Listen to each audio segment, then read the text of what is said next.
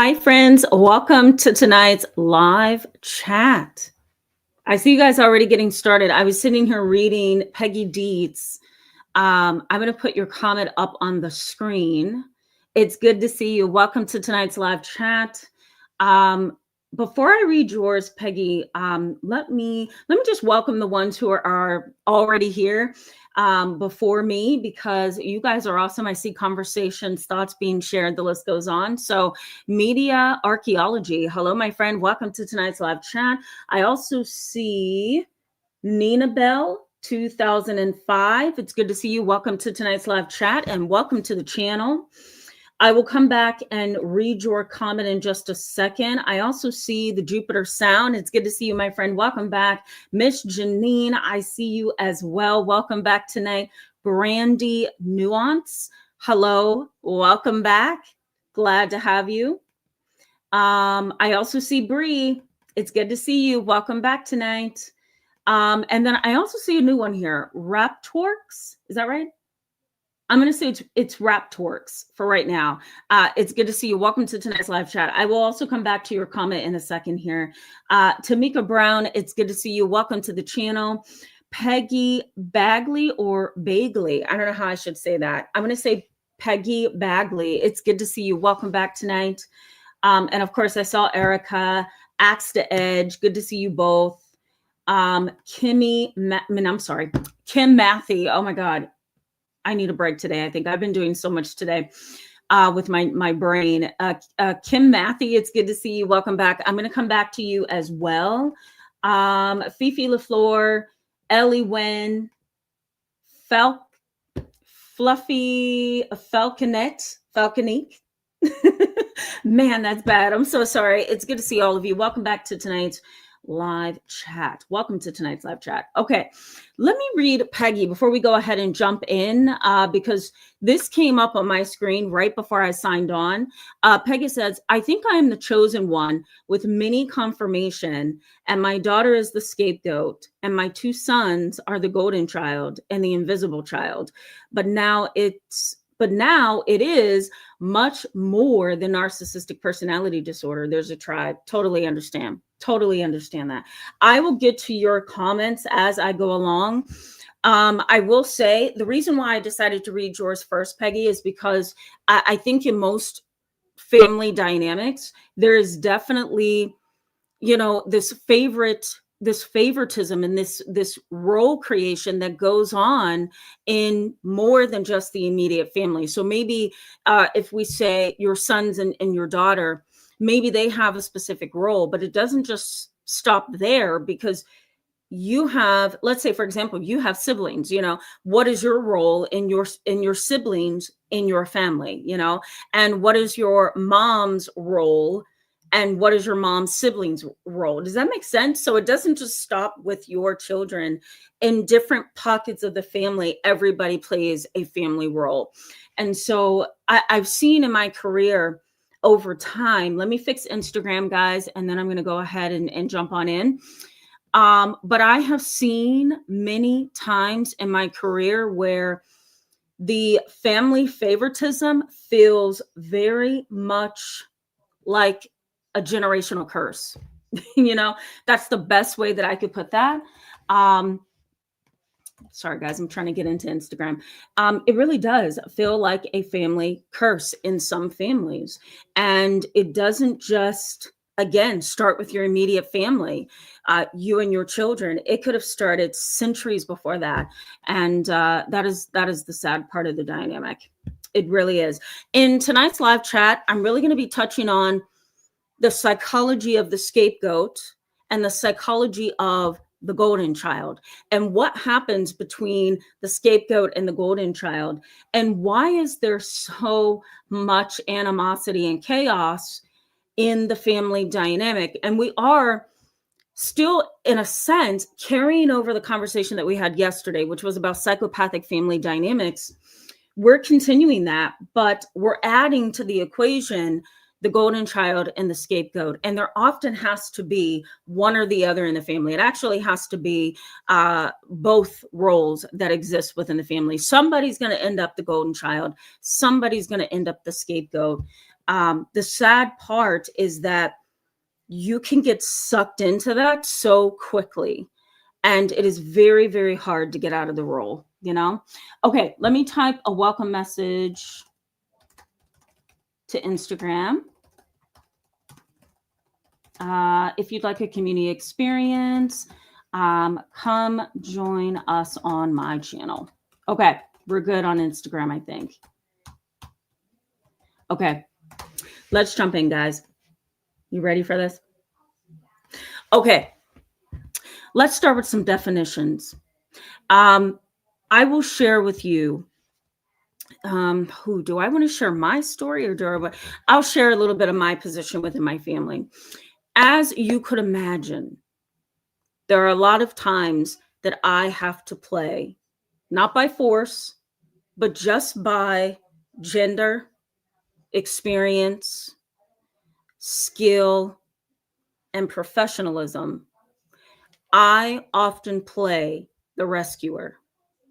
I have siblings, but even though I'm the middle child, so I'm the middle child, I'm the girl, even though I have siblings, I still have to show up. I still have to put in effort. I still have to kind of carry my brothers when they're not capable of doing so. I often have to calm the storm when there is one, because my other family members, it will be a major explosion in whatever situation we find ourselves in. There will be a major explosion if I don't say something to change the trajectory or the view or the perception of something. There's going to be some challenges if I do not kind of put this effort in to the family or the situation that's in front of me to change its direction. I have to often provide that emotional and psychological and sometimes even physical support. I'm the one who's always hugging people or holding their hand or touching them and just being very affectionate with them and letting them know that they're not in the situation that they are in alone. So for me, within my family, I play the rescuer. Is it something I want to be? I mean, I will because I love my immediate family. But is it something that I always want to do? No, because sometimes, and you guys can probably relate to my story here, sometimes I just feel like I'm human too. I would like somebody to kind of think that maybe I'm tired today, or I would like somebody to kind of consider that maybe I just need some space to just think and process, take a nap, not talk to anybody, not think of anything. You know what I mean? And for the most part, I get very little of that. It's not like my immediate family is selfish. They're not manipulative. They're not controlling. They're not overwhelming. None of that. It's just the simple fact that I truly and honestly believe that they do not recognize, and maybe I've caused this dynamic, they don't recognize how much they lean to my direction. Now, my older sibling, he's 10 years older than me, so he's almost 50. He is extraordinarily independent. I told my mom, I says, Mom, I don't know if I can take it if you passed away. I don't think I'm going to be able to take it. And then I said to her, I said, and I don't think I could take it if my older brother does as well. Like, I think I would be extraordinarily lost. And so, and so if it's not my mom that I'm very close with, it's my older brother. But even though we are close and he is independent, there are still times as the middle child, as the girl, that I feel like I need to carry them and help them like stand up. If they're getting a little weak, I'm like, let's go, you can do it. Sometimes my younger brother is kind of wearing me down. I'm like, let's go, stand up. And so that's kind of the role that I play genuinely in my family. For you may play that as well in some really interesting ways, but not be able to see it. What's interesting, now we're delving into the psychology of this. What's interesting is the dynamic between the rescuer or the golden child and the scapegoat. Because here's what research says about those two roles. In order for there to be a golden child, there has to be a scapegoat. There has to be, because there are only a few roles that we can choose from. We have, I'm gonna add these to the chat box. We have, so these are family roles. So we have the rescuer and the hero, which is my role, typically. We have the golden child, which we can also say is the same role as the rescuer and the hero, but I tend to believe that they're a little bit different. And I'll explain that in a minute. We also have the scapegoat, or the black sheep. That was my mom for many, many years in her family dynamic. So her brother was the golden child to my grandmother. That was so clear, But then at the end of my grandmother's life, when she was close to passing away in 2020, I saw the roles kind of shift. And my mom, as the caretaker of my grandmother for months before she passed away, she became the golden child. So the shift happened between my uncle and my mom. But my mother has been the black sheep, or the scapegoat. The other role is the mascot or family clown. Now, you may notice in your family that there is somebody who just doesn't take what's happening seriously, that everything is a joke, everything is a shallow experience, everything is just, don't put too much energy into it. Oh, don't be so hard on yourself, don't be so serious all the time, laugh sometime kind of people. And while that may be true, that you should let your hair down at times, and you should laugh sometimes, and you should be lighthearted at times, these kind of individuals, the family clown or the mascot, they tend to get stuck in the dynamic of life is a big old joke. And those people are dangerous, because when you have in a family dynamic a mascot or a clown, you're likely to be shallow and foolish about just about anything, right? It's hard to talk to them. This is what I see in psychotherapy with some of my families. It's hard to talk to them because the mascot or the family clown will sometimes present themselves as a person who laughs all the time. Everything is funny. Their facial expression is always expecting a joke. And so what I've seen in the therapy room is when there's a mascot or a family clown and my client is trying to talk to the parent or talk to the sibling or talk to the friend, whoever my client is trying to talk to, you can kind of feel intuitively that what is getting ready to be said is not going to be received in a serious way, that you're going to be minimized, downplayed, laughed at, joked about. It's not going to be something that family clown or mascot is going to literally digest and process. It's not going to happen because they are surface level. I one time had a mom, and this is so, it still kind of angers me, and it's been 5-6 years, but I had a mom bring her 3 children in to see me for therapy. And during the first appointment, any first appointment that I have with my clients, I always include the parent in the room for the majority of the conversation, because I'm trying to understand family dynamics and get information and really gain an idea of what's needed in the family dynamic. So this mother brought her 3 kids to me. They were 11, 13, and 15. And the 15-year-old broke down in tears and started crying, saying that she doesn't like that mom and dad got divorced. She's sharing how pressured her heart is during the day, how she can't sleep at night. Her 11-year-old also said the same thing. And the sad part, did I say 11? Yeah, around 11, 12, somewhere around in there. Her 11-year-old was really looking for mom to take her seriously and hold her emotions in a way that would make her feel safe. For most of us, we have to have somewhere to place our emotions sometimes, right? And so that may be in the seat of a friend, that may be in the seat of a therapist. But for this young lady, she took her pain and she sat it in the lap of her mother. And guess what mom says? Mom says, you'll be all right. Wipe your tears. It's going to be okay. And so you would think mom would go over to her daughter and console her, give her a tissue, or ask her if she's okay, or lower her tone of voice to offer a more genuine, comforting tone of voice. But her voice elevated, like she's getting frustrated. She started talking really loud. And this young lady was still crying profusely, wiping tears, and she's trying to talk. And mom looks at me and says, "Should I leave the room? Should I leave the room?" And I said, "I'm sorry." She says, "Should I leave the room? Because I can stand up and leave the room right now." I says, "No, why would you leave the room? So you can deal with this, because I'm not used to this. I'm not good with this." And so my response was, "But you have to be. You're her mother.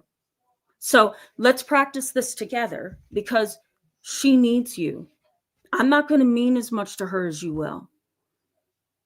And we just looked at each other. And she says, "You know what? I think I need to leave, because she says, I'm a very shallow mother. I'm a very shallow mother. I can't. And she got up and she left the room. Now, my chin was on the ground. Okay. But this kind of a parent was scary, because after she and I started to uncover her own issues, we realized that her role was that of the mascot and the family clown.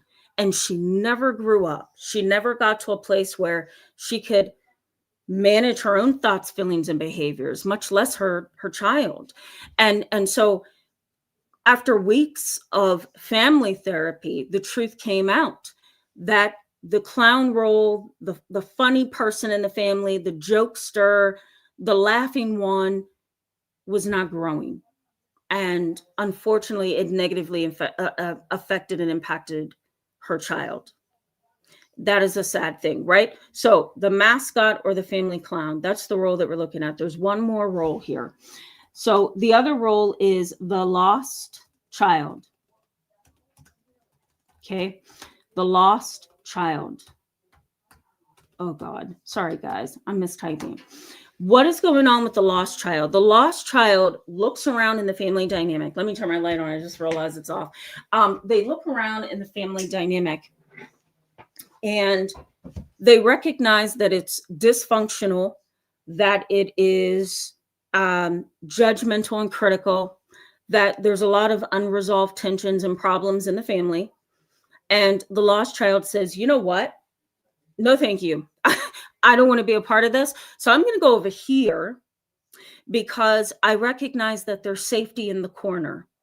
And that might be safety in my room, safety at other people's homes, safety in sports and other activities, safety in getting into a relationship and moving out. The lost child finds that their safety is in the corner of a space away from the family. And so the lost child family role often leads to the scapegoat, right? Because the lost child doesn't always know who they are, doesn't always have a clear idea as to what they should be doing, has anxiety and fear under the surface, often feels invisible and unseen, and wants nothing to do with the unhealthy family dynamic that they are in. And so later in life, they often transform into the scapegoat. And it's a sad thing to watch how they shift into the scapegoat, because a lot of times their issues are not their own fault. It's the fault of the entire family dynamic. Whenever I get a family scapegoat in my office, the first thing that I try to tell them is this: you are not to blame. You are not to blame.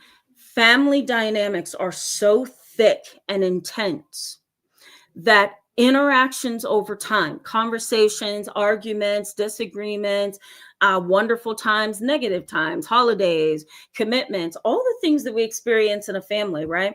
Growing up, we have these different experiences within our family. All of those experiences can mold you into something over time. And sometimes it can mold you into the scapegoat, not because it's your fault, but for the simple fact that the actual family environment, the psychopathic family dynamic, the narcissistic family dynamic the cluster B, and overly dramatic and emotional family dynamic can all work together to mold you over time into the scapegoat. And so you automatically shift into the role of the scapegoat. It's not like you really want to be there, but that's kind of the way that the family has learned to communicate. And the same interactions happen to create the golden child and the favored child. And they remain that individual for a very, very, very long time. Hold on, guys. Give me 1 second. I forgot another light. See, I do this every live chat, don't I? I forget something. I have to turn something off. Okay. But this dynamic is a really sad one, because even if you go no contact, and even if you leave the family dynamic, you are always going to be considered the scapegoat within the family dynamic. Always. And like my mom, she's, calm, cool, collected, wise. I love talking to her. She gives me everything that I need spiritually, emotionally, psychologically. She's not the black sheep anymore.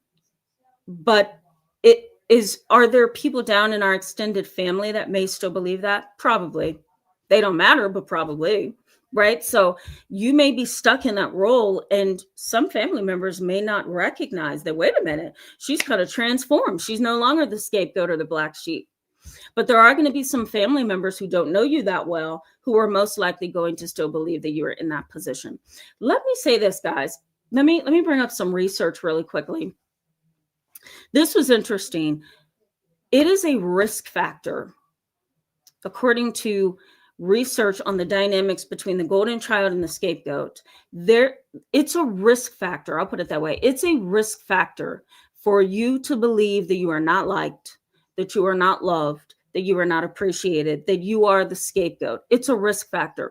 What's a risk factor? It's a particular component of our lives that can make life difficult for us as we grow and develop over time.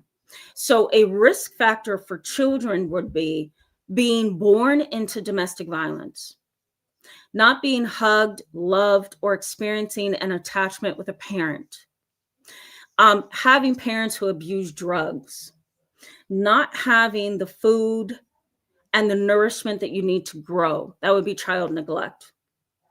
Another risk factor would be dropping out of school at 15, getting pregnant, so teenage pregnancy, right? Contracting an STD because of unsafe sexual interactions.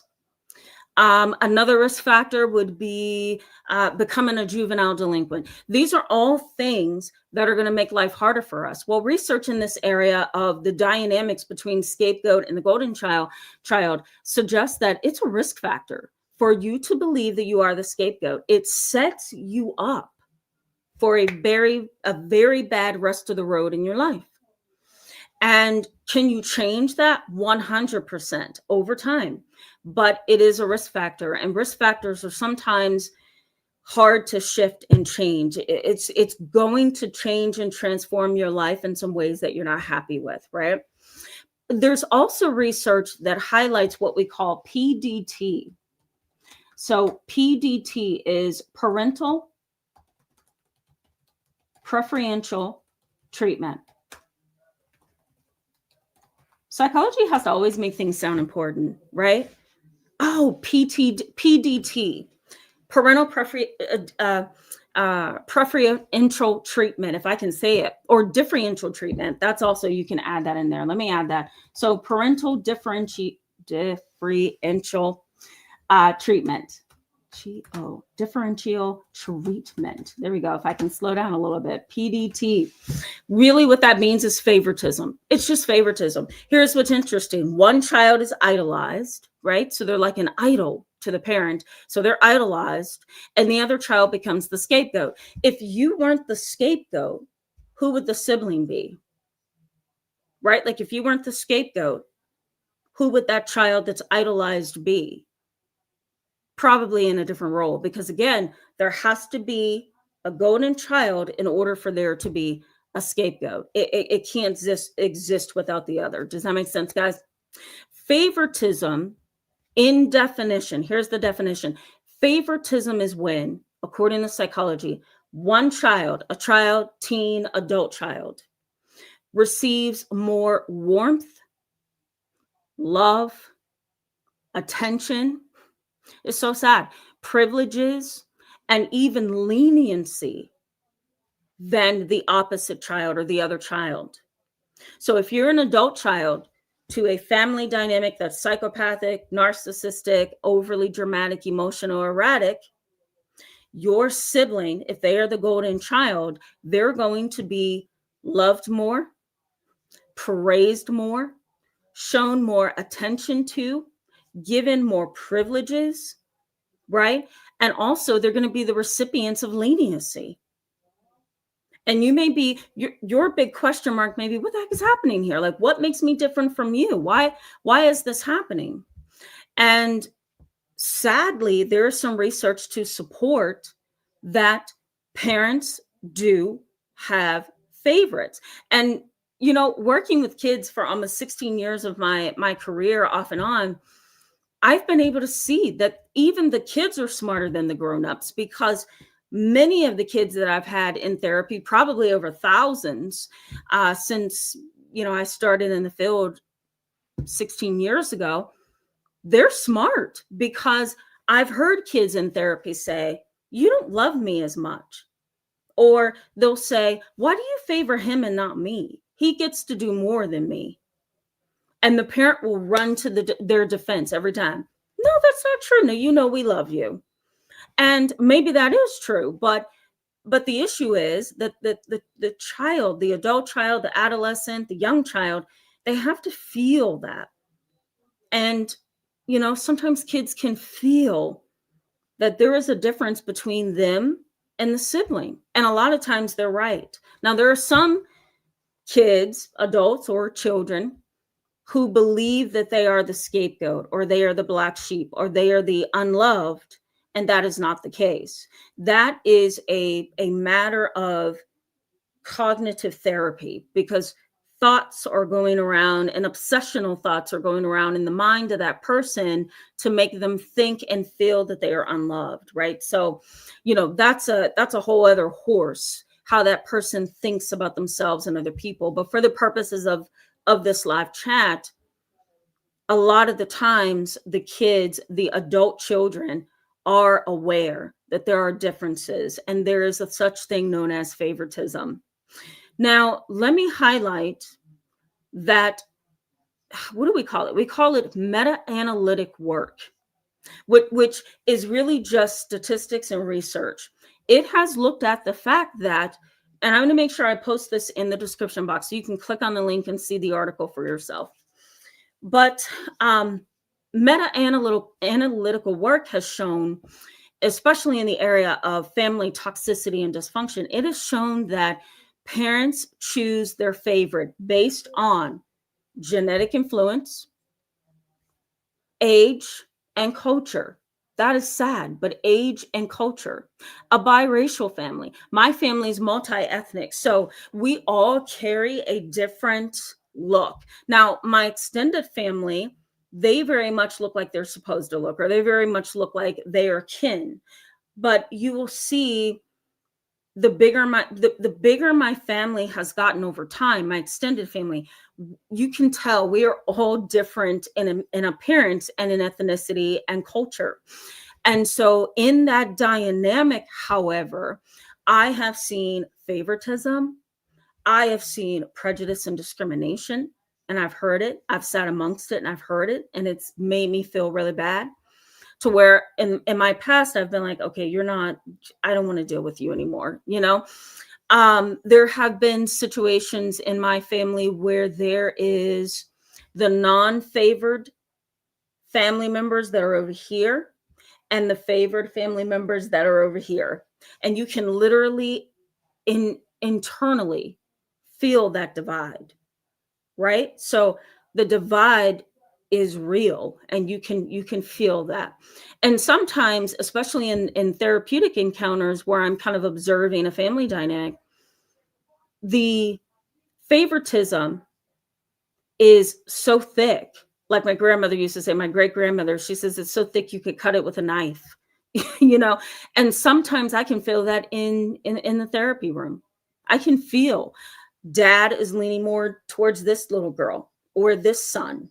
Mom's leaning more to this side. And according to the research, age, race, ethnicity, attitude and disposition, personality characteristics, and temperament, all of that can cause a parent to lean more towards this side or that side. And while they may constantly say, I don't have favorites, you don't even have to say it, because psychologically and emotionally, I feel that, right? Non-favored children in the research, before I go to the chat box and engage you guys a little bit, non-favored children, according to the research, what happens to them? They have a lot of things that they have to battle up against. The number one thing is what we call externalizing behaviors. Externalizing behaviors. Thank you, Nancy. I just saw you. Thank you so much. I love that. And I appreciate you because you're always so sweet and kind. All of you are on the channel. All of you are on the channel. Very, very insightful, wonderful people. Thank you for that.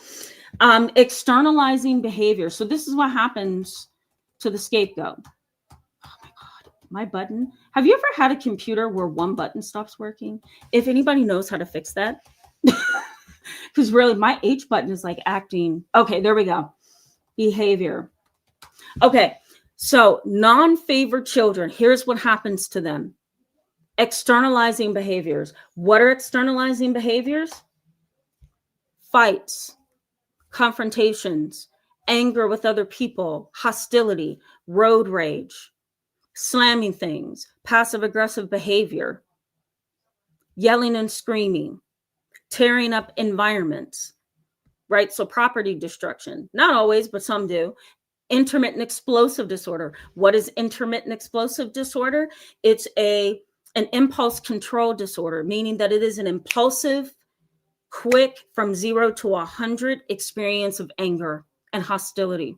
And you may or may not know what triggers it, right? But it's like striking a match. And next thing you know, you go from 0 to 1,000 and you can't slow it down. You just know that your anger rises and it takes over. And it's hard for you to control. I've treated a lot of kids who have an intermittent explosive disorder. It's very sad to see, because the space or the amount of time that it takes for them to escalate is really short, really short. And sometimes we may not even know what in the world triggered them. We just know they are engaging in property destruction. They are trying to fight. They are trying to spit and kick and scratch and pull their own hair out, or do something to themselves, because in that moment, they are out of control. So that can be a part of externalizing behaviors. Lower self-worth is also in here. So lower self-worth, right? I'm not good. I'm not intelligent. I'm not lovable. Nobody's going to ever want me. What can I offer anybody? I'm not really smart. I'm not really valuable, right? And those, we call them cognitive distortions, those distorted ways that we think about ourselves. For a person who is a non-favored child in the family dynamic, that can continue on for a very, very long time. So low self-worth, cognitive distortions, or distorted reality of the self. We can say it that way too. The other thing with these individuals is depressive episodes. Depressive episodes. I've treated a lot of depressive episodes when it comes to somebody within the family dynamic being ousted, somebody within the family dynamic being unemotional, right? Remember yesterday we said a psychopathic family dynamic is callous and unemotional. So if you are growing up in a dynamic like that, or you're still in a dynamic like that as an adult, it is very, very, it makes sense. I'll put it that way. I was trying to find the right word and it slipped me. There it is. It's very, very common that you would try to step out of that dynamic and live your life, but you're going to experience depressive episodes. And I have a kid right now that experiences depressive episodes. Well, she's 20, but she's kind of like a kid to me, you know. And it's almost like that depression just overtakes her, like intermittent explosive disorder that I just explained. It's like 0 to 1,000 for them. Well, for her, it's like she's up on top of the world and happy, and then she doesn't just slowly go down. She literally falls down, and her life is shattered. So her depressive episodes are very consuming. That's the word I'm looking for. Very, very consuming. And in this dynamic, there's also higher sibling conflict. So higher, if I can get my H button to work. Okay, higher sibling conflict. So if you are a non-favored child, externalizing behaviors, lower self-worth, thought distortions, depressive episodes, and higher sibling conflict, that is your lot. Does that make sense? As the scapegoat, the non-favored child. Research has highlighted non-favored children call themselves, and this is a universal thing in the research studies that recruits non-favored children or scapegoats. The research has shown that these kind of scapegoated children call themselves this: second class children. Can you believe that? Can you believe that? Second class children. Sad, right? And this is universal. So it's become this theory that if you are the unfavored child, if you're the scapegoat, the black sheep, the one who's ignored, you most likely will feel like the second class child. And that is despicable. Now, before I go to the chat box, guys, let me mention one thing, because I think this is going to probably make you feel a little bit better. The golden child is not, they are not on top of the world. And here's why. Research suggests, who's mentioning Aunt Susu? Come on, guys. What did Aunt Susu do this time? Look, Fifi LaFleur. I should stop looking at the chat box when I'm trying to think. What? What did Aunt Susu do? Oh, never mind. I should stop looking at this. Wait a minute. Where am I?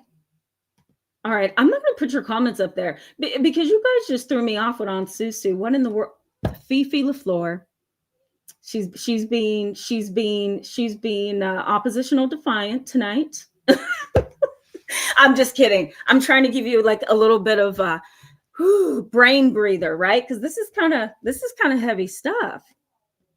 Okay. I'm going to stop looking at the chat box. Okay. Let me finish my thought here, and then we're going to go to the chat box. Okay, guys. The golden child. You know how you look at the golden child? And I think my siblings sometimes look at me like this too.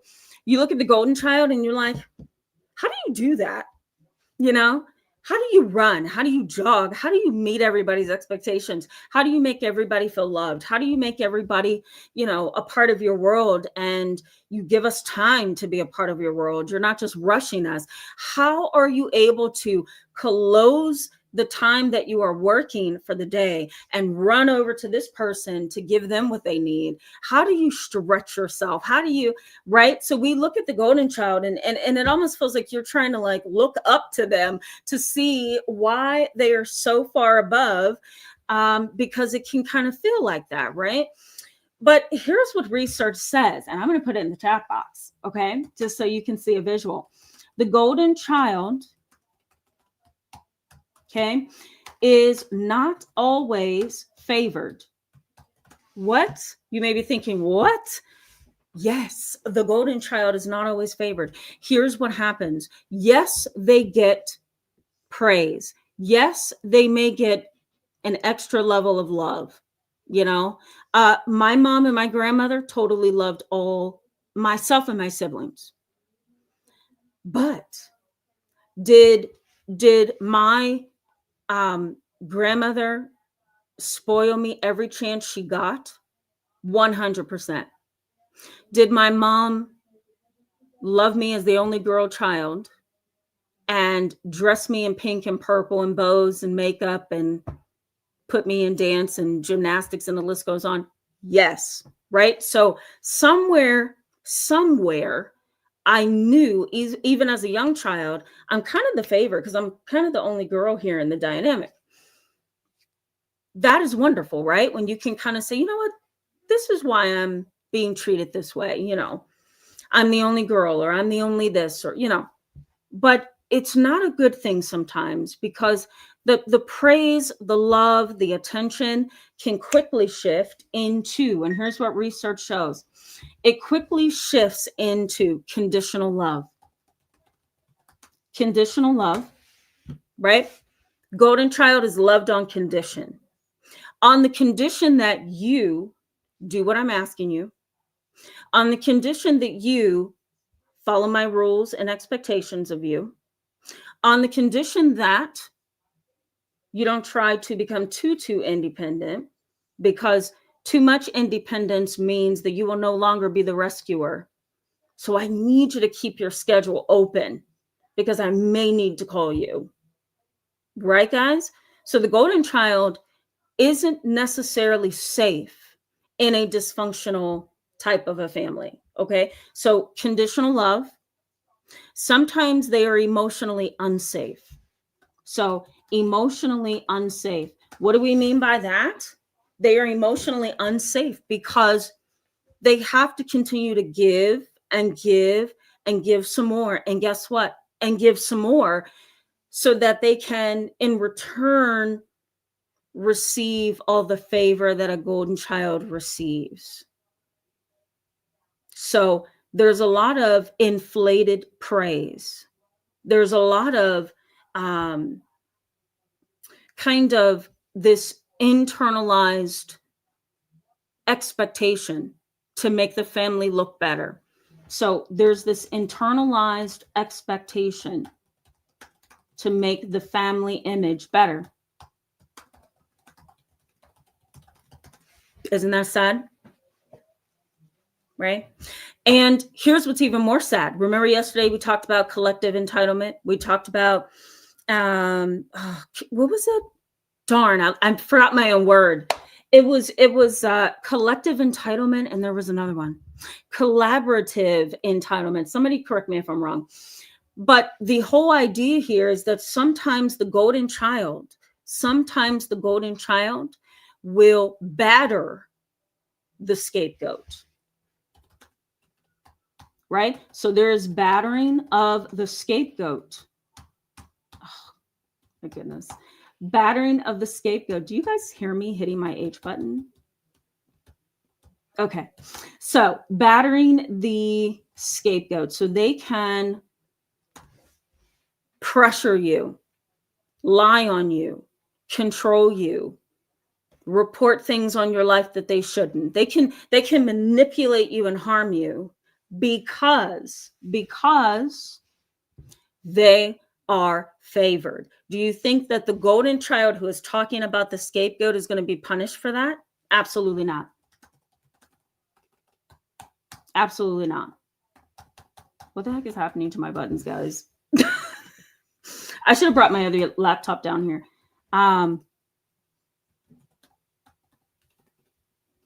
Okay, there we go. Did I complete my sentence? Probably not. So they batter the scapegoat in order to stay in favor, even though their role is not that much better than the scapegoat, because there's a lot of conditions that they have to meet in order to remain the golden child. Sad, right? This is what happens in dysfunctional families. You've got a golden child, you have a scapegoat, and both of them are in bad positions, even though from your view, you're looking up to them like, wow, look at you. You know what I mean? Like they're far above you. But the reality is this: you guys are kind of equal to a certain extent, because if the golden child doesn't do what they are supposed to do, then their conditional praise, their conditional love, their conditional attention all goes down the drain. And what's sad is that the family dynamic, the family can turn that lens to a new golden child. That's the sad part too. The old golden child is messing up, so now it's time to go to this person. And so everybody in the narcissistic and psychopathic family dynamic, they all collapse, right? Because these were all very, very unhealthy dynamics. Okay, guys, let me go to the chat box. You guys are amazing, and I'm so far behind. So I'm going to just skim and go through and engage you. Bree, thank you so much for that. I appreciate you. That's so awesome. Thank you so much for that. And look at you. You've been a member for 11 months, almost 1 entire year. That's so awesome. Thank you for being a member of the channel. Angela, she's got it. Collective enabling. Thank you so much. Thank you. Isn't it bad when you talk about this stuff and then you can't remember what you said yesterday? I think it's age, guys. Age is crowding in on me. Something's happening. Elizabeth is a European geisha, but I do remember you correcting me yesterday. It's good to see you. Welcome back. Hope you're doing well. MS, it's good to see you. Welcome back. Hanifa El Amin, I do remember you, even though that's not your screen name there. Good to see you. Welcome back tonight. Hope you're doing all right. MS shares the story of, my mom enrolled me in a variety of dance music classes, Girl Scouts, to make herself look like a good parent. In high school, she made me stop it, all because she told me my light shined too bright and took attention. Oh, geez. Okay, that's a really odd family dynamic. You know what it reminds me of? What's that movie? Mommy Dearest. It reminds me of the movie of Mommy Dearest, where she was so desperate to be, somewhere part of the attention. She wanted to be this wonderful actress and Broadway singer, and the list goes on.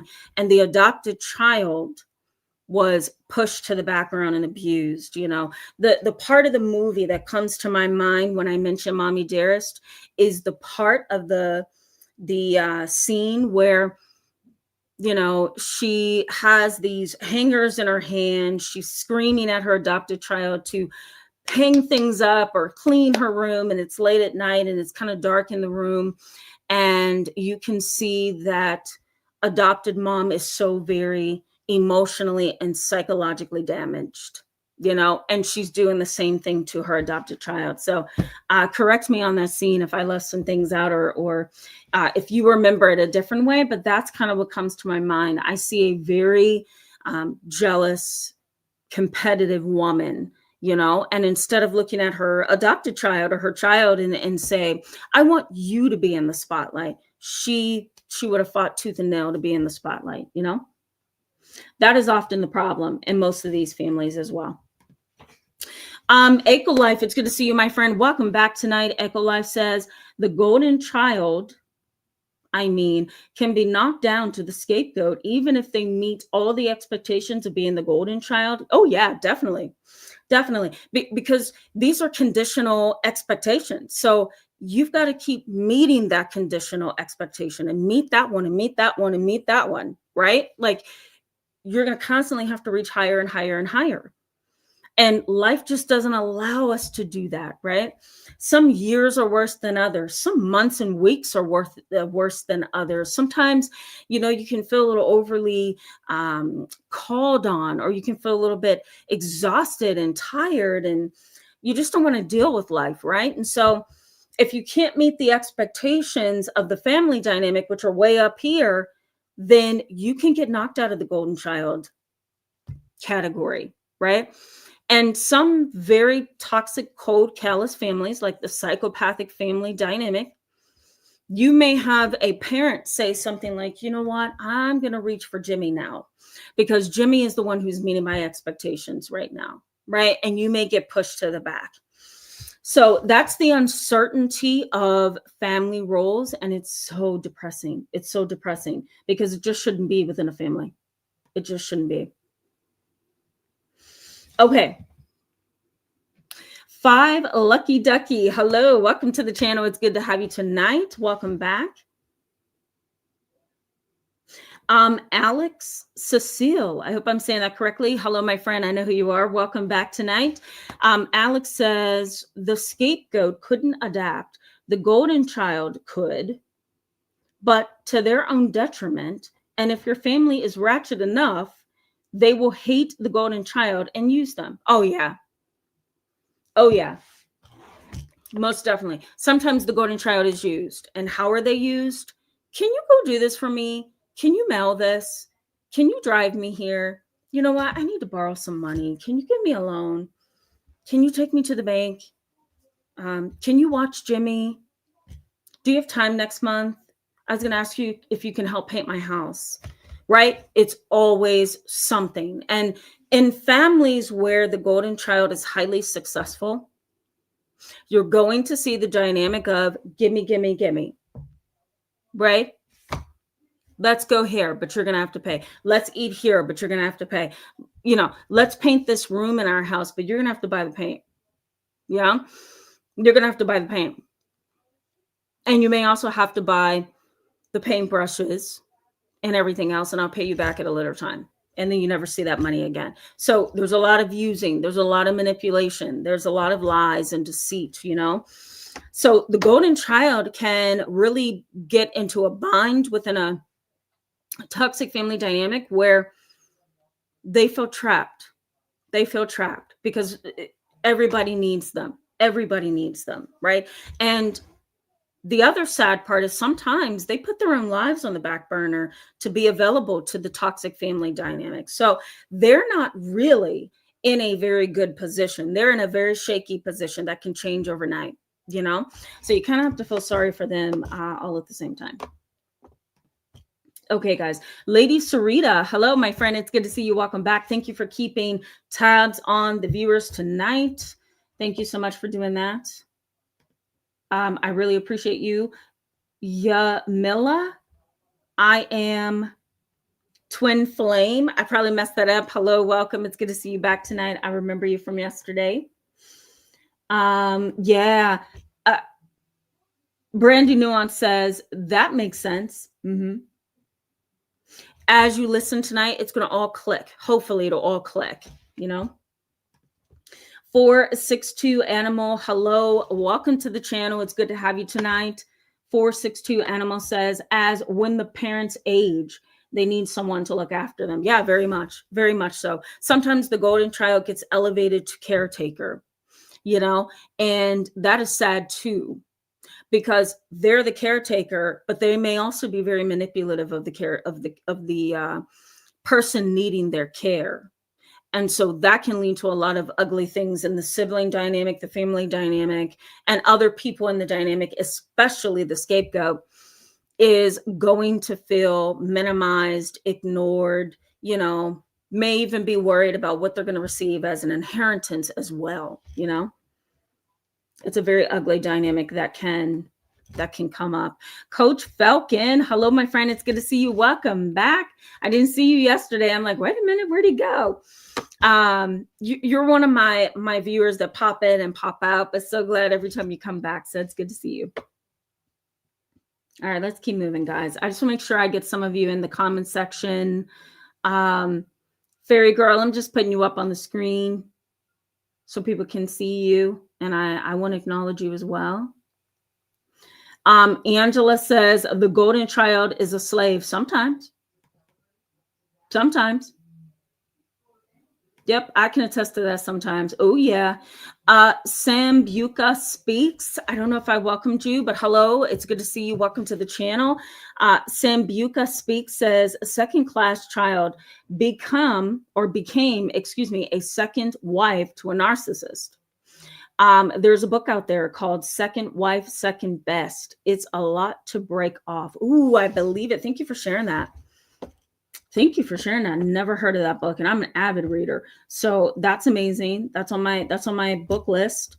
And it's there for you guys too, if you want to go see it. Nancy R, it's good to see you, my friend. Always glad to see you. I don't know if I welcomed you earlier. I feel like I did, but then I feel like I didn't. So, Totally love you. Thanks for all the support. It's felt and it is seen. So thank you. Narc Tactics 101. Hello, my friend. Welcome to tonight's live chat. Welcome to the channel. Narc Tactics 101 says the golden child is not most likely favored because they are the most powerful ones, and it can really change the dynamic in this demonic cult. So the narcissists try to steal their light. Okay.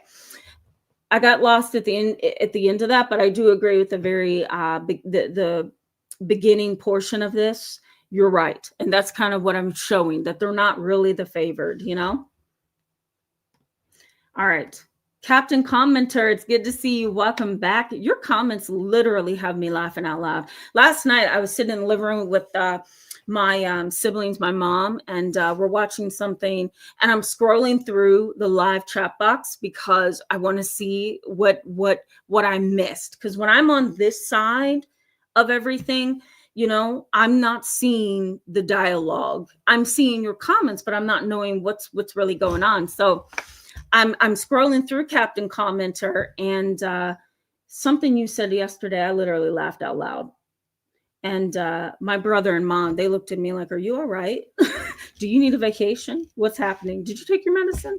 No, I'm kidding. But, you know, you have me laughing out loud sometimes. Hilarious. Ellie Wynn, did I welcome you? It's good to see you, Ellie Wynn. I don't know if I welcomed you. I was glad to see you in the chat box. Ellie Wynn says the golden child is a brainwashed flying monkey. Oh, geez. Not always. Not always. But sometimes they can be. Sometimes they can be. Nancy, that's so cute. Nancy says, I always tell my husband I'm going to class. When I sit to listen to you, Tamara, every Friday and every Saturday night, you're very special to us all, but especially to me. Oh, thank you so much for that. That's so sweet. That's so humbling to hear. Thank you. And I'm so glad that you feel that when you come to the channel and you interact with us, that you're benefiting. Wouldn't it be a shame if all of our time spent in this live chat was just wasted time? So it's so, so good to hear when you guys are benefiting. So thank you for sharing that. All right, a few more comments, guys, and then we're going to get back into the content. The Good Glow, it's always good to see you. Welcome back tonight. The retrograde child, hello and welcome to the channel. Thank you for sharing that. I appreciate that. I agree with that. Rolando, I haven't seen you in a little while. It's good to see you. Welcome back tonight. Rolando says, for you, keyboard doc, compressed air. Look, I had compressed air, okay? And I was holding it like this at my computer. And I'm like, how many buttons can I keep, you know, spraying with this compressed air? And it jammed on me, the bottle. No, the can, whatever you call that thing. And I'm like, what is this? Is this a sign I should get a new laptop? What the heck is happening here? But I'm going to try it again. Thank you for that. I'm going to try it again. Yes, thank you. Compressed air will blow it out if that doesn't work. Thank you so much. I'm going to come back and see what you're saying. I'm going to try it again. Thank you so much. Cherie Lives, hello and welcome to the channel. It's good to have you, and it's good to have you tonight while we're live. Okay, let's keep moving, guys. Hold on. Just making sure I didn't miss any of you. Trauma Survivor 2360, hello. It's good to have you in tonight's live chat, and welcome to the channel. Trauma Thrivers 2360 says, this is so interesting about how scapegoats act out. I saw the connection with others, but in my case, I could not have done so to the extent described here without being even further persecuted. Wow. Yeah, absolutely. I will take some of that as a expression that the live chat kind of breaks this down in a way that is digestible. That is my intent, because sitting in a graduate school psychology class, it's a lot. It's a lot. So if we can break that down and somehow shine through that academic edge, I think it can be better digested. You know what I mean? So that is really good. I'm glad it's making sense. It's clarifying. That's a really good sign. Lil Johan, just want to say hello to you. Welcome back tonight. It's always glad to see you in the chat. Jennifer Huber. I'm going to say Huber. Hello, my friend. It's good to see you back. Hope you're doing okay. Yeah, I hear you. I know what you're referring to, Jennifer. Cash App, Kira Clark. Hello, welcome to the channel. It's good to have you tonight. Helene Webster, it's good to have you, my friend. Welcome back tonight. It is sad and disheartening. Yes, it is. Yes, there's a reason why I continue to try to make you guys laugh every now and then, because it really is heavy stuff, right? I'm glad you came. I'm glad you came all the way from Florida. My younger brother wants to move to Florida. And I'm like, good luck, because summers are hot. Don't ask me to come down and help you. But it's good to see you. I'm glad you joined us live tonight. All right, guys. Captain Commenter, you and that Aunt Susie stuff is hilarious. You had me laughing yesterday about it. Quiet Papa. Hello, it's good to have you. Welcome to tonight's live chat. Your question for me is, what is thought disorder? Well, I don't think it's relating to this conversation tonight, but I will briefly give you some ideas. Thought disorder is really a condition where all of your thoughts are either skewed, delusional, not really in touch with reality. It can be really hard to align things correctly. So it can kind of feel like your thinking is a little bit scattered and it's all over the place. A thought disorder can sometimes come up if you have a psychiatric diagnosis, like or psychotic diagnosis, like a schizophrenia, delusional disorder, hallucinations, that kind of thing. Thought disorder gets in the way if you have schizophrenia or schizoaffective disorder, what used to be considered schizoaffective disorder. Thought disorder can make you think in many ways. And a lot of times it's shown through not being able to remember details, or, thinking that you're remembering something that really happened when it didn't, having this scattered way that you are thinking. And sometimes it comes out as what we call word salad. It just sounds like a bunch of jibber jabbish, words. But, I'm going to leave it at that. So that's a thought disorder. All right, let's keep moving, guys, because we're going to go back to the content in just a little bit. Sean Hazel, it's good to see you. Welcome back, my friend. Sean Hazel says, definitely got to get back with alignment with oneself. I'm so glad you said that, because at the end of the chat tonight, I'm going to give you some different ways to break free from this kind of a family dynamic, psychologically and emotionally. And that was one of them, to realign yourself in your life. And there's many different ways that you could do that. So I'm going to give you guys that at the end of the chat. Okay. Heather Otto. Hello, welcome. It's good to have you in tonight's live chat. Welcome to the channel. Heather says, I don't have that everyone around me does, though. I think you meant I don't have what everyone around me does, though. And they didn't even know how to do my job. Losers. I'm not sure. You're probably referring to something else that I missed. I'm sorry. I'm going to keep scrolling. I'm going to put your comment up there.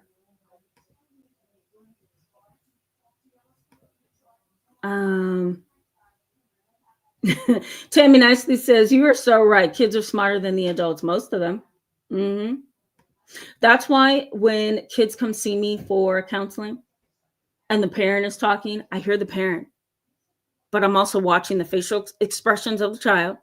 I'm watching the body language of the child, and my ears open up really big when I start talking to the kid, because for the most part, they're going to give me the truth. They're going to be genuine. They're going to be straight to the point, and they're not going to try to impress me. And so I usually have a very good relationship with all the kids that see me, because we're both genuine. And, Sometimes the parent is talking and trying to curtail and trying to make things look a certain way, and the kid just comes right out and says it. I'm like, well, the session's over. The kid took over, and we understand now what the issues are. I love them. They're the best. Goddess Queen, it's good to see you. Welcome back, my friend. Hope you're having a good weekend. Can you hear Judge Judy screaming up there? Jeez Louise. I think my brother has her on. Captain Commenter says, asks me the question, does the golden child get a superior complex later in life? Do they continue to believe they're better? Not always. Some golden children are put in that role and they don't belong there, because they are loving, they are humble, they are giving, they are kind, and they shouldn't have never been put in the position of a golden child to begin with, but they are there. And sometimes they are wonderful, beautiful people who have been locked into a role, very much like maybe you have been locked into the role of a scapegoat, right? So sometimes the golden child is locked into that role, but they are beautiful people. Other times the golden child may know that they're the golden child and they run with it. They think they're highly attractive. They think they're smart as they can be. They think they can outsmart everyone. They think they are better. They walk around with kind of like this air of arrogance and pride. Sometimes the golden child, and I've had them in my office, they're horrendous. And I'm using the word horrendous for a reason, because there's a lot of arrogance and they're egotistical and they're self-absorbed and there's no real substance of heart and mind. It's just not there. So you can have, either or, just depending on what the dynamic is, Okay. One more comment and we're going to jump back into the content. James Mitchell, it's good to see you back, my friend. Welcome back. I love your comments as well. Coach Falcon says, the chosen one in my family just uses money to bribe everyone. Welcome to a Nigerian family. Well, that is true, isn't it? I hate to say that because I don't like to critique a culture. You know what I mean?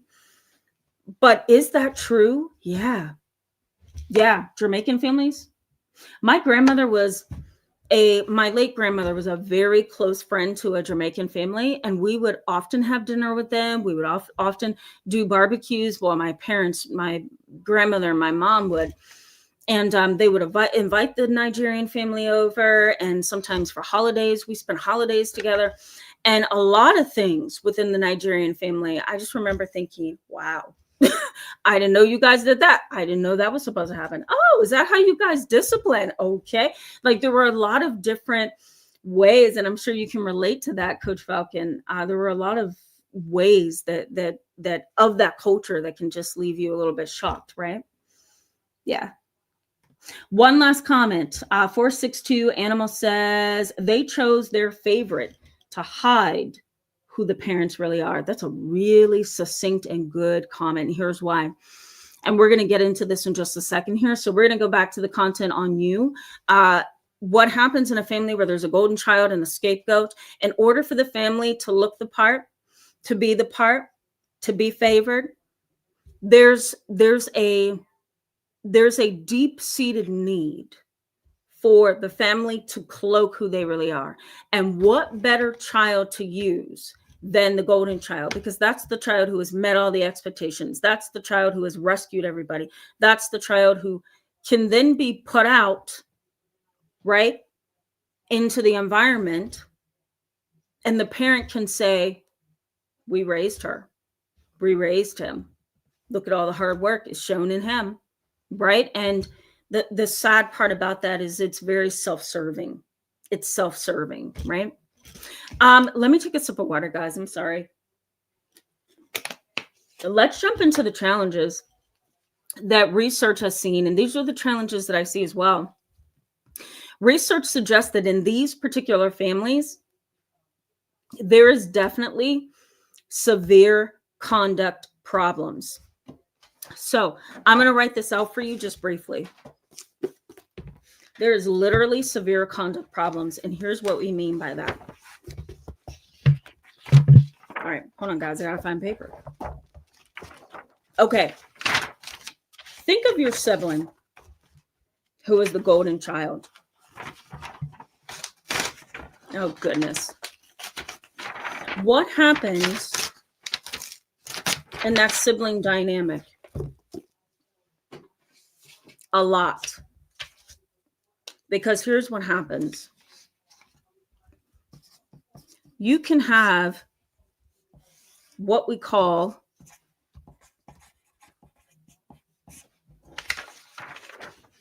ODD, oppositional defiant disorder, or you can have right here, conduct disorder. Now, here's what the research says. In a family dynamic where there is the golden child and the scapegoat, here's what happens to the scapegoat. The scapegoat usually is defiant, independent, self-serving. Okay. I don't want to give it a negative term. I'm trying to find a different term for this. I'm going to say they are self-motivating, right? So they do things themselves. They really don't need to be coddled, or their hand doesn't need to be held. So sometimes you can be defiant. Most scapegoats or black sheep within the family dynamic, they can sometimes be defiant, independent is what I'm trying to say, self-serving and self-motivating. They often have trouble following rules. That was my mom's issue. That was her issue, guys. Between me and you, that was her issue. She did not like to follow the rules. You tell me I'm supposed to go over here? Okay, well, I'm going to go over here. And there were times growing up I would see that. You know, my grandmother would say, don't do that. What would my mom do? She'd do that. So, you may be labeled oppositional defiant. That might just be the label that you kind of carry over time. Doesn't necessarily mean that it's true, but in some cases it is true. Okay. Now, on the flip side of this, if there's a scapegoat or a black sheep that has been in that role for many, many years, conduct issues could be hostility that could lead to juvenile delinquency. Okay, so juvenile delinquency, if I can spell it, there we go. Juvenile delinquency, legal trouble, probation,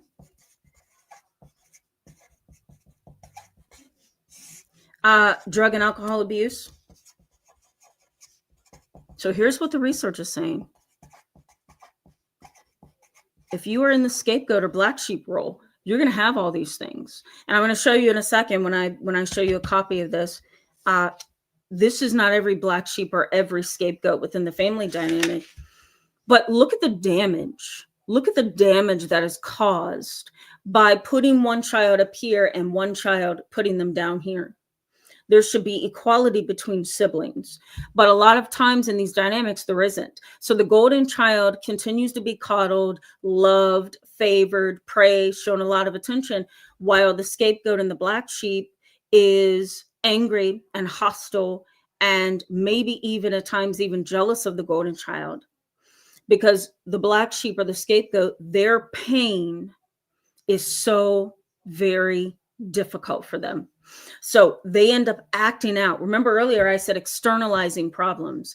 They begin drinking and smoking very early in life, teenage pregnancy, STDs because of sleeping around and not really doing what they should be doing, which is learning and growing and changing. They're doing other things with their time when they should be doing more productive things. So externalizing issues are often there to fill the gap. And the gap is in the heart and in the soul of the scapegoat and the black sheep. And there's a huge hole in the heart of the scapegoat and the black sheep because the love that should have been there is given to the golden child. Does that make sense, guys? So a lot of times there is this, again, oppositional, defiant kind of attitude with some black sheeps and scapegoats. The attitude is, I'm going to do what I want to do. So the defiance, I am independent, I don't need your help kind of disposition. I'm self-serving and self-motivating. I'm going to do what I want to do. There's the having trouble with following orders as well. I'm not going to listen to you. I'm going to challenge you. I have my own mind. I know my rights. You guys ever hear that on some of those cop videos that you can watch on YouTube? That is the disposition. In a sense, I'm going to add in here, in a sense, having a chip, right? So having a chip on your shoulder. That's kind of what this is. If you're oppositional, or you were when you were younger, or maybe you still kind of are, it's kind of like having a chip on your shoulder sometimes. Now, life can get more difficult because maybe you don't just become oppositional and angry. Sometimes you can act out that role of the black sheep and the scapegoat because of what we call, I'm going to put this in the chat box, a self-fulfilling prophecy. A self-fulfilling prophecy. And what happens with a self-fulfilling prophecy, if I can spell it here, what happens with a self-fulfilling prophecy is, is you begin to act out in ways that other people already presupposed you would act in. Does that make sense? If a teacher doesn't believe that you're able to learn and pass a class, you can feel that. And the more of their critical view of you that you can feel, the more likely it is that you are going to be that. And so a lot of times, because of the pain and the anger towards the family for making you the black sheep, for making you the scapegoat, there may be times when you begin to act out in ways that confirms the role that you're in. Does that make sense? And that is a scary thing. So a lot of times juvenile delinquency happens, legal trouble happens, probation can sometimes happen. You do something wrong, you're just going to serve probation. Drug and alcohol abuse, teen pregnancy, that's another thing that happens.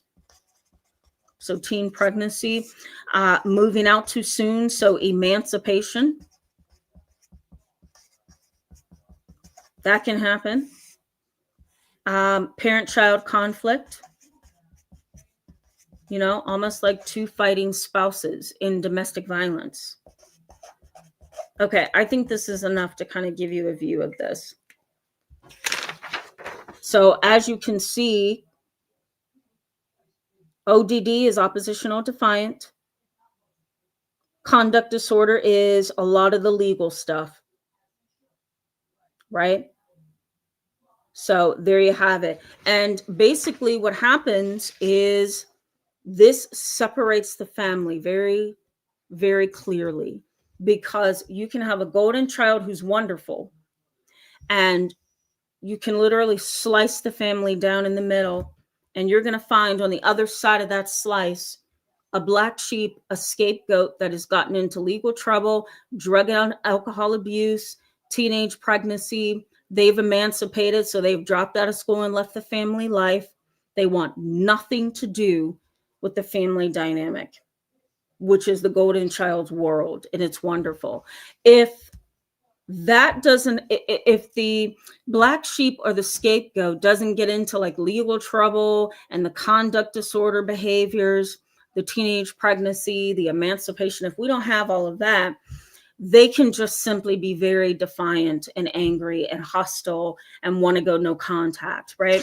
So it's a sad kind of a dynamic, It's depressing once you start picking and pulling apart what's going on. So research in psychology highlights that severe conduct problems is what you're going to have in that kind of a family dynamic. Behavioral problems, I just broke it down to you. Anger, I just broke that down. There's also poor emotional attachment. You're not going to be attached in the family dynamic because you don't feel like anybody considers you any other time. And if you don't consider me any other time, why should I expect you to show me love? So usually the attachment, that loving bond and attachment is broken, and there is no connection. There's a lot of callous, unemotional traits that exist within the family dynamic. So you're likely to see mom and dad being distant, detached, immature, unavailable. A lot of their behavior is going to be disordered, right? You may not be able to label or categorize what's wrong, but you just know that they have a lot of disordered behavior, and you don't like it. It's not helpful to you at all.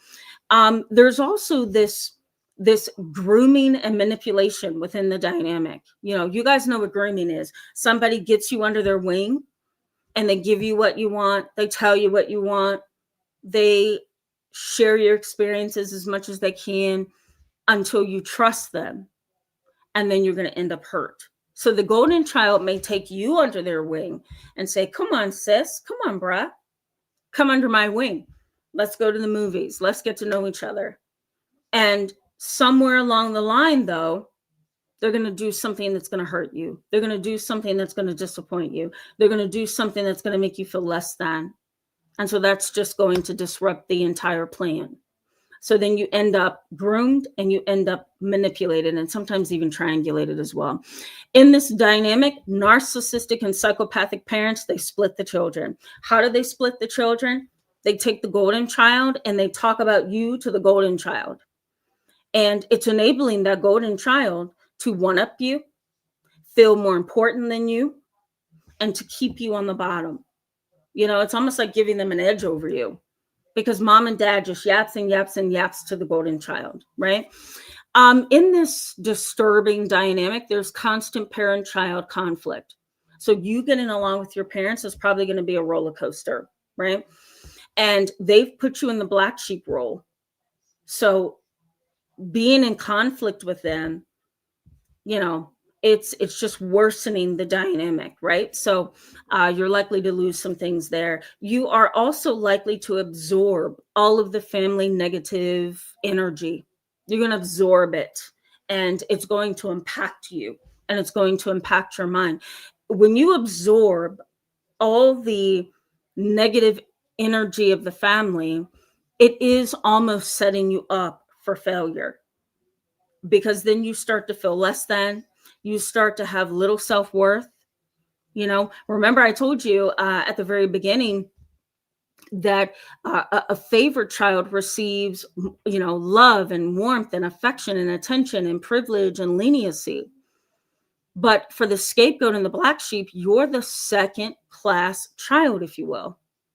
And so that puts you in complete opposition to the golden child. And so the more of that negative energy that you absorb over time, the more it cements your role. Does that make sense, guys? And there's no way of coming out of that, unless you create a brand new dynamic within your family. But for the most part, it's really difficult to get out of. There's a lot of low level warmth within the family. These kind of families tend to be cold and callous. They tend to be very complex. And the parents who are at the top of the family dynamic, they're usually narcissistic or psychopathic, or they're encouraging the siblings to go against each other. It's a very evil dynamic sometimes. You may also notice harsh and inconsistent rules. Harsh and inconsistent rules. And it's hard to meet the expectations when you are in a narcissistic family, or you're in a psychopathic family where there's coldness and callousness in the heart and the soul, right? So it's a sad reality. You're also going to see in this family conditional love and praise. Conditional love and praise, not only with the golden child, but with other people in the family dynamic. But you have to meet a certain expectation in order to get my praise, to get my encouragement, to get my attention. So oftentimes the entire family unit is based on condition. And that's what makes them oftentimes so very cold and unemotional, because they don't have to show love. They don't want to show love. They just want you to meet their expectations and do as I'm telling you. Make us look good to the outside world. My Lord, can you imagine living in something like that? There's also poor emotional adjustment in these families. Poor emotional adjustment. How are you supposed to adjust to a family that's like a roller coaster? It's really going to be hard. And lastly, in this category, this was really interesting that I was reading in some of the research on scapegoats and the golden child, that sometimes you have to be the black sheep and the scapegoat in order to keep the family operating smoothly. Does that make sense, guys? We talked a little bit about this yesterday, that in order for there to be a golden child, there has to be a scapegoat. And in order for the family to remain dysfunctional but also predictable, you've got to carry that label. You have to be the scapegoat so that the family homeostasis stays at a certain place. You need equilibrium. And even though it's dysfunctional equilibrium, it still helps the family to stay afloat. And so you have to be the scapegoat. If you're not the scapegoat, somebody else has to play the role. Consider that families are like a system. Remember I told you guys yesterday, it's like the engine in a car. You open the hood and you see all these different areas: motor oil, transmission oil, window washer fluid, there's a belt, and then there's a what do you call those things? I can't think of what they're called. I can't think of what they're called right now. But you look under the hood of your car and you see all of these different pieces to the puzzle. And so a family is the same exact way. If you're not the golden child, you're going to be the scapegoat, and you must remain in that position in order for things to feel balanced. And that is a sad reality, because you're not going to be able to get out of the role if you help to balance the dysfunctional family. So then how do you get out of this? How do you get out of this? Let's talk about it briefly, guys. And then I'm going to go to the chat box. Then we're going to wrap up. How do you get out of this? Research suggests this. And I also encourage my clients to do this as well. You have to realign your life. Realign your life with authenticity. If I can speak. Let me take a little sip of water, guys. Excuse me. You want to realign your life with authenticity. Your life was most likely not aligned properly, especially after growing up into a toxic family dynamic like this, right? So you want to give yourself time to realign yourself with an authentic experience. How do you do that?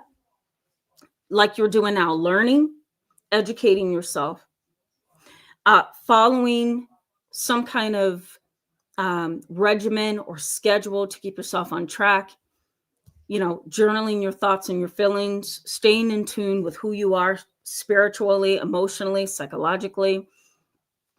For me, if I had to realign my life, it would be learning more about my faith, reading more about God, really learning about, the spiritual side of things, really trying to do some work on my inner character, and trying to find what is the purpose in this life that I should be looking for. What should I be spending my time doing? Not for me, but for other people. And even for myself sometime, I guess we could say. But realigning your life can sometimes help get you on the right path, right? Because if you're living in the dark mindset of the black sheep and the scapegoat, you're not going to want to move into a brighter position. So you have to get some space away from that judgmental family and really delve into realigning your identity and yourself, right? The other thing is kind of work on escaping over time, work on escaping that chronic criticism, that chronic self-blame, and that chronic doubt, because that will sink you. So you want to take some time to explore. Why am I feeling ashamed? Why do I feel like I'm to blame? Why am I judging myself so harshly? Once you can answer those questions, then you can move to the next step. Because you may have goals and aspirations, but your goals and aspirations are not going to get too far off the ground if you're still struggling with doubt, if you're still struggling with feeling blamed, if you're still struggling with this idea of who you are. You've got to escape that and find a healthy way to do that. I also encourage my clients, when we have these kind of conversations, to to really break out of the rigidity. When you're in a family where there's a golden child and you're the scapegoat or the black sheep, that rigidity can really sink you, because it's almost like you're afraid. I'll put it this way. It's almost like you're afraid to step out and see what life can do for you, and see what your experiences could bring to you. It's almost like, no, I'm just going to stay locked up in this closet because it's been safe all these years. So I'm just going to stay here. But once you let go of that rigidity and maybe fear and anxiety on top of that, then you can kind of step out a little bit more, and you can step out with an open mind and an open heart and maybe see life a different way. Once you've been locked into that closet of the black sheep and the scapegoat, it has a way of controlling how you see yourself for a very long time. And it even paints your lens to look a certain way. Everything that you see from your eyes is not a good thing, or it's a threatening thing, or it's something to fear. So break free from that rigidity. And there are different ways that you could do that. We won't get into it tonight, guys, but let me know if you want me to give you a deep dive into how do you break free from this. Seek your own help. I'm a therapist, so I kind of have to throw this out here. You've got to get your own support. Now, you may want to know, well, which way do I go for that? There's psychologytoday.com. There's goodtherapy.org. There's also, I think it's alltherapy.com, something like that. You can find someone in your local area. You can even look on the back of your insurance card, call your member services and say, I'm looking for this particular therapist. Can you give me a list of them? And they'll give you a list of therapists. Most insurance companies will do that.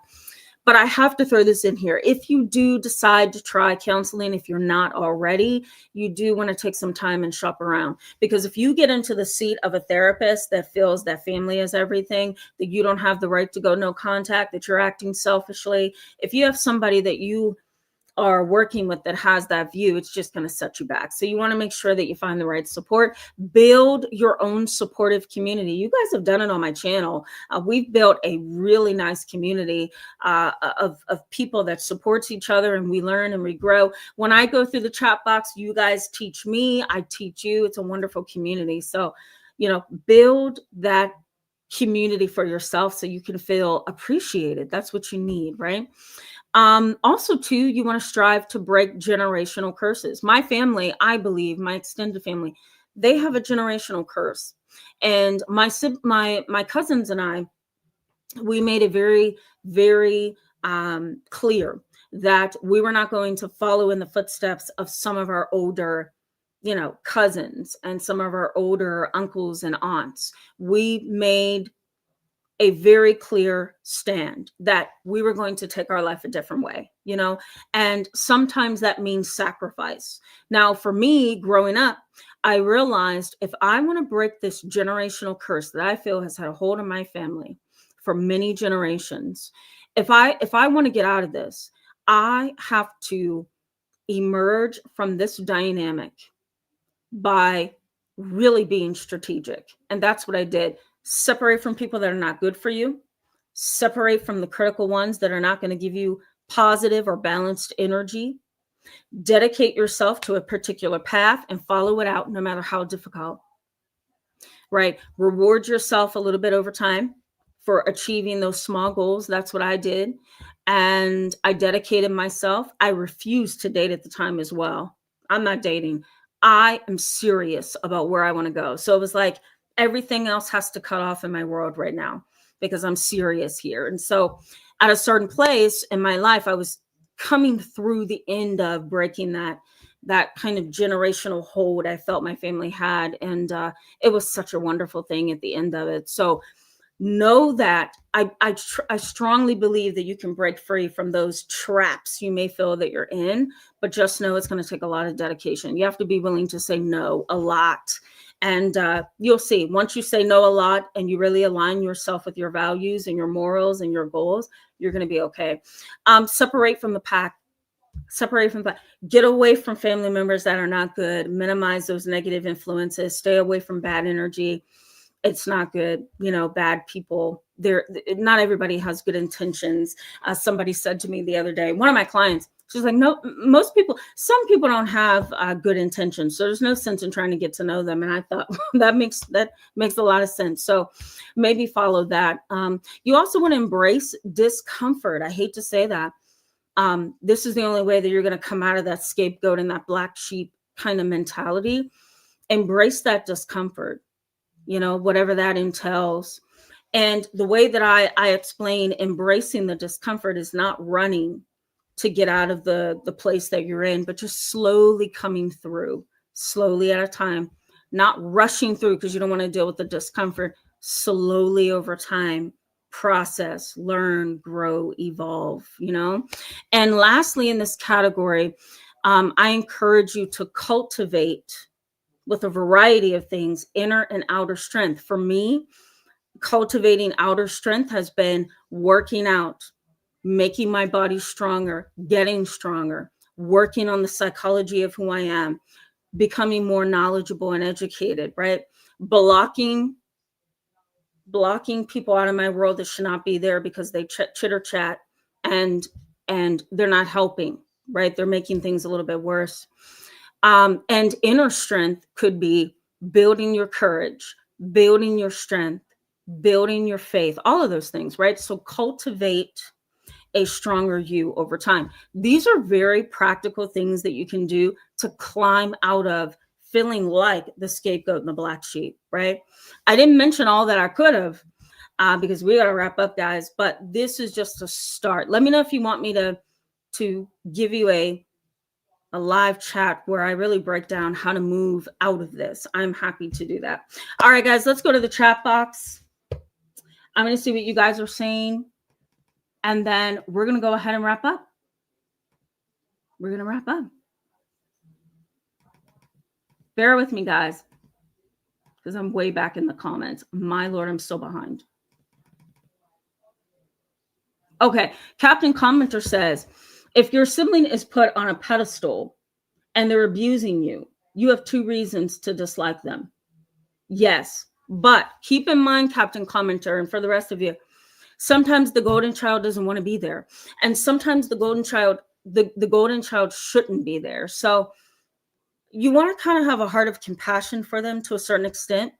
Now, if they are the arrogant ones who are flashy and showing everything and saying, I'm wonderful and I'm great. Look at how much money I make. Look how my house is. Look how my car is. Look, if they're shallow like that, then no, that is a reason to say, I'm not going to let you be a part of my life. This is toxic and poisonous. But if you have a sibling that's not quite like that, feel a little bit sorry for them because they may not have ever wanted to be in that role. And quite frankly, they probably shouldn't be, Okay, let me keep moving, guys. I'm so sorry. I've been behind on the comments for 2 nights straight. Peggy says, golden child doesn't have friends. He has been managed by his dad for decades now, and they use each other to hide behind. Yes, both married sons are in the huge enmeshment. Yeah, I totally get it. Totally get it. No, totally get it. That's what I'm trying to say.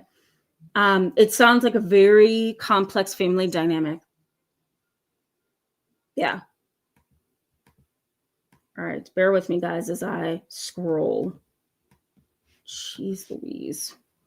I'm sorry, guys. I'm really far behind. Z9CGV. Hello and welcome to tonight's live chat. It's good to have you. Z9CGV says, I'm the scapegoat black sheep. Yeah. As you know, I have my own personal story of that. My mom was the black sheep and the scapegoat, and you can emerge. Sometimes it's hard to, but you can emerge a little bit from that. But you just have to be, like I said, you have to be willing to break out of that mold, and it's going to take a little bit of work, NGO, I think that's you. It's good to see you. Welcome back tonight. NGO says they will also patronize you too. Sometimes. Oh, yeah. Okay, let me keep going. How did I get so far back in the comments, guys? The Good Glow says, I have 2 bras and I'm the middle child. Yeah, join the club. Isn't it hard? Oh my God. You know, we should be pitied. It is so hard. The Good Glow says, my older brother was the golden child and always came to the defense of our mother. Yeah, I think he secretly hates her. Ooh, I'm going to stop there because I can't see the rest. I can't find the rest of the comment.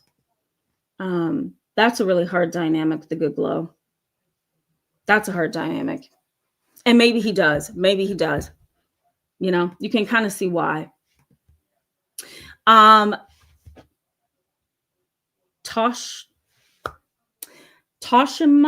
Thea. Oh, I know I messed that up. Forgive me for that. Welcome to the channel. It's good to have you in tonight's live chat. Who wins, the scapegoat or the golden child? I'm not sure if that's a question for me or what. Or if that's just a statement that you're making. That might just be a statement. Okay, let's keep moving, guys. I know, right, Ellie Wynn? I know. Ellie Wynn says, I can barely keep up with the chat. Thank you for saying that. She says, so many beautiful souls here. I agree. I so agree. But that is why I'm so behind in the comments tonight, because it's so many of you watching that and commenting that I'm like, wait a minute, did I get this person? Is that a new person? Is that an old person? Who are we? So I love you guys. I think it's wonderful. Thank you for engaging. I love that. But just bear with me as I try to get through some of this, some of the crowdedness in the chat box. Angela says, the golden child makes the entire narcissistic family look bad. Sometimes. But can you believe that if you have one strong-willed son who is handsome and smart and self-motivated, can you see how that son can kind of be pushed in front of the family to make the family look wonderful?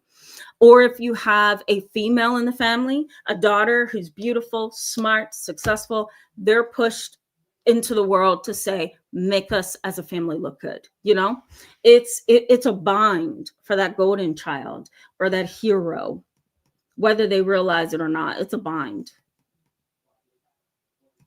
Interfaith Queen, it's good to see you back tonight. Yeah, thank you so much for that. I appreciate that. I hope it was helpful. I really do. Thank you for that. JKL Pop 4664. It's good to see you again. Welcome back tonight. Oh, that's hilarious, Nancy. I'm gonna put that up there. Who came up with that? So one of you guys came up with that term. Yeah. I can't remember who came up with that. I love that. Was that you, Ellie Wen? Did you come up with a scapegoat? Or was that you, Nancy? I can't remember who came up with that, but I love it. It's the cutest thing. Lil Johan here says, I can't thank you enough. I'm so glad. I'm so glad. I will write long paragraphs in the comments after rewatching these a few times. Okay, I welcome it. Thank you for that. I'm glad this was helpful. All right, let's keep moving, okay? Because I want to make sure that I get at least most of you in. Elizabeth, a European geisha, says, what if the scapegoat doesn't want to be a scapegoat anymore? The family chooses another one. Well, here's what happens. So let's say you go no contact. You're the scapegoat. You go no contact. The family now is going to be in a state of disequilibrium because you remaining the scapegoat. Remember, I said this earlier. You remaining the scapegoat keeps the family dynamic kind of balanced. It's a dysfunctional balance, but it's balanced, right? You leave that dynamic. What happens to the family? Collapse, right? And when the family collapses, who's going to be the one that's going to pick them up? The golden child. So the golden child or the hero or the rescuer of the family is going to swoop in and they're going to create a brand new dynamic.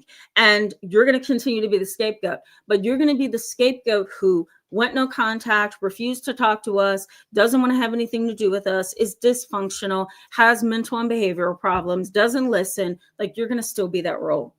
If you stay, if you go. Sometimes if you go, you become that role even more because now you've left the family dynamic. And so you're just the lost child over there. You know, it's a complex dynamic, which is why you have to almost see this stuff in a session. And in most people's lives, you have to be able to look into their lives and see that to really get it, because it's a really dark, it's a dark, deep dive, and it's hard to figure out the dynamics sometimes. But for the most part, the family is going to collapse when you leave. Somebody's going to pick them up. They're going to create that dynamic again, and you're going to continue to be the black sheep. That was a great question. Thank you for that. Great question. I know. I thought I saw that. Interfaith Queen. I thought I saw that. Yeah, I know. Excuse me. And I don't get it. I don't get it. I don't get it. I'm sorry. I'm trying to figure it out. Ponytail. My girl is on here. I can't remember if you're female or male, so I apologize for that. I love Ponytail. There used to be the cutest screen names on here. Ponytail, Give It a Think. Where'd you go, Give It a Think? I think you're on here tonight, I think. But I love that. I love that screen name. Ponytail, it's good to see you. Welcome back tonight. Ponytail says, the golden child is the saint. The scapegoat is the sinner. Well, that's a very good way to put it. Very good way to put it. I agree with that. Yeah. Okay. Bear with me, guys, as I continue to go through a little bit. Yeah. JKL Pop, you knew I was going to say that. Yep. That's how you know you've been with me for a long time. You know what's coming before it comes out of my mouth. Jimbo 50. It's good to see you, my friend. Welcome back. Just putting you up on the screen to welcome you. Metamorphosis Butterfly. Hello and welcome to the channel. It's good to have you. She says no more wire hangers. Yeah. Let me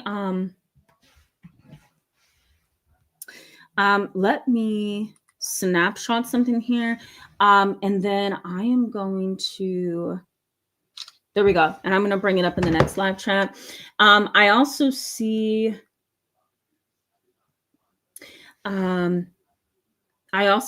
one troll that was trying to troll the comment section. So I did get rid of them. I banned them because the comments are just inappropriate.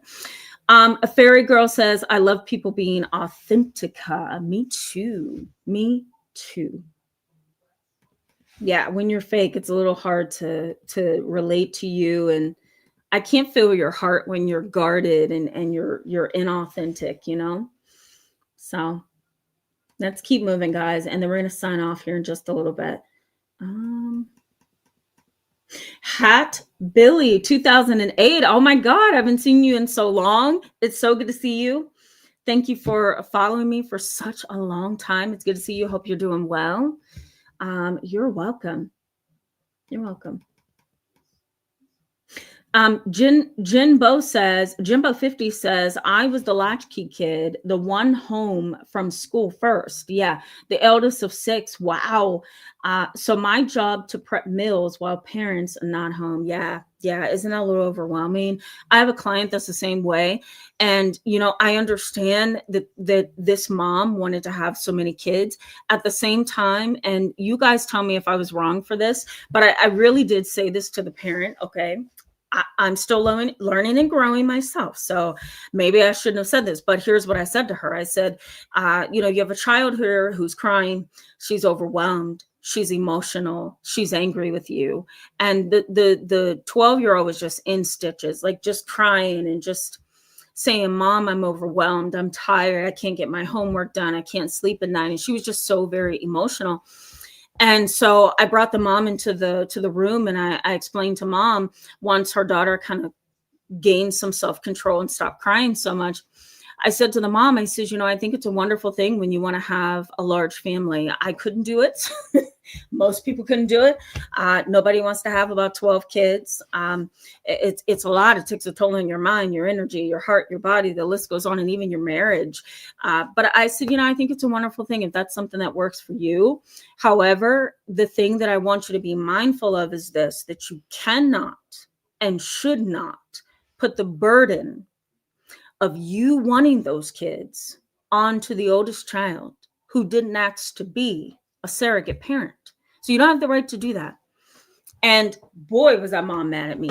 But I said, you know, I'd rather be genuine with you and tell you kind of what I think is the best thing here. You don't have to be my friend, and I'm not yours. I'm actually here to help you. So in order for me to help you, I'm telling you what I think needs to happen. And you should not burden your 12-year-old with the responsibility of the other kids that you wanted to have. And she didn't like it. She was upset. She left out upset. But then so many weeks later, she came back to me and said, you're right. You know, so thankfully that got through. But Jinbo, it's a sad place to be, right? Because you didn't ask to be a surrogate parent. You didn't ask to have to prep the meals. I think it's okay if you're going to help mom or help dad do certain things. That's how I became independent as a child and an adolescent. I helped my mom with a lot, my grandma. But there's like a limit to that, right? Because having 12, 13, 14 kids and then putting the responsibility of their needs onto the oldest child, that is not psychologically and emotionally safe, you know? James Mitchell says, the only way that I can get along with my mother is to stay away from her and not talk to her or very little. I understand. It's a painful reality, right, James Mitchell? But you know what it's going to take. I understand that. Captain Commenter says, asks me the question, can a golden child ever be an empath? Oh, 100%. They're not evil. So let me clear that up right now. They are not always evil. You know, sometimes the golden child is arrogant. Sometimes the golden child is, you know, a Machiavellian personality where they do sadistic things and they like getting away with things and they may do things to you. They may also join in on burdening you. But there are some golden childs who are really sweet. They're really loving. You know, they want to love you as their sibling, but they've been locked into a role that they can't even get out of themselves, right? So yes, some can be very empathic and some can be very evil at the same time. So it's just knowing who you're dealing with, you know? Me official 5531. Hello and welcome to the channel. It's good to have you tonight. A few more comments, guys, and then we're going to go ahead and sign off. I just want to make sure I talk to at least some of you tonight. Chosen, selected, picked. Oh, I like that. I like that a lot. Hello, welcome to the channel. It's good to have you in tonight's live chat. Chosen, selected, picked says the golden child, aka the living wallet. That's a good one. I like that. Because some golden children are like, I'll buy this, I'll buy this, I'll pay that. Here you go, right? I've seen it. Yeah, I've seen it. I totally get it. Lady M617, hello. Good to have you tonight. Welcome to the channel. She says, I am new to the channel. Great insight. Thank you so much. Thank you for subbing. It's so good to have you. She says, I'm experiencing this now. My brother is the golden child. I'm the scapegoat. But I'm no longer the same, and my family does not like the heel version of me. Yeah, absolutely. Well, here's what I say. You don't like the new me, then that means we need to put space between each other because I'm not going back to the old me to appease you. You know what I mean? So that's kind of the disposition I would have. Either you accept the new me or we separate. That's healthy for you, you know? Mana Peace, I think I missed you earlier. Hello and welcome. It's good to see you back tonight. Mana Peace says, my dad treated our golden child like a financial asset owned by the family. Oh, that's such a nice way to put that because it's so very true, right? And can we translate that into psychologically and emotionally as well? We definitely can because that's what it feels like. That's what it feels like. Okay. You guys are so awesome in the chat box. And I'm not going to be able to get to all of you tonight. I really, really want to, though. Kiki Jefferson, 9219. It's good to have you back tonight. Welcome.